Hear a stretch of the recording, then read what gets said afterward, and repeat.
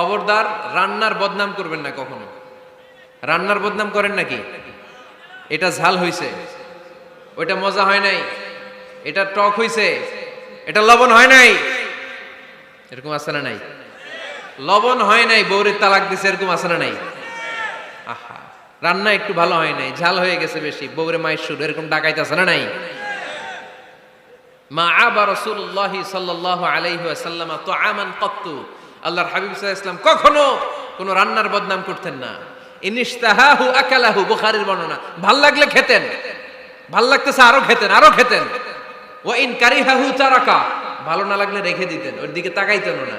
কিন্তু কখনো বলেন নাই লবণ হয় নাই, কখনো বলেন নাই ঝাল বেশি হয়েছে, কখনো বলেন নাই রান্নাটা মজা হয় নাই। সুবহানাল্লাহ পড়বেন না? কি রাসূল ছিলেন আমার। এজন্য রান্নার বদনাম করবেন না, একসাথে মিলেমিশে খান, বরকত বাড়ায় দিবে কে? চারটা গেল। 5 নাম্বার, ঘরে কোরআন তেলাওয়াত করুন। কি তেলাওয়াত?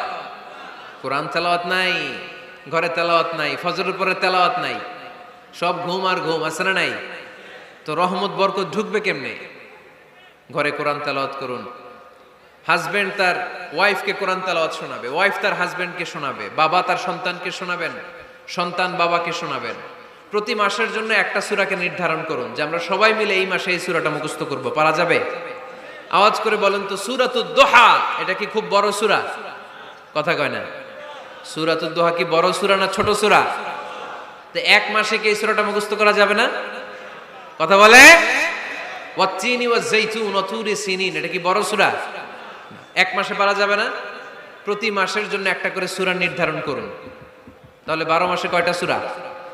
আওয়াজ করে বলতে হবে, 12টা সূরা। প্রতি মাসে একটা। আজকে তো 31st নাইট না? কয়টা বাজে? হ্যাঁ, আরো সময় বাকি। 12টা বাজতে বাজতে আরো দেরি অনেক। এখানে পটকা টটকা ফুজায় নাকি? বোমা টোমা কিছু নাই না? মাশাআল্লাহ, সুজানগরের লোক তো খুব আল্লাহওয়ালা দেখি।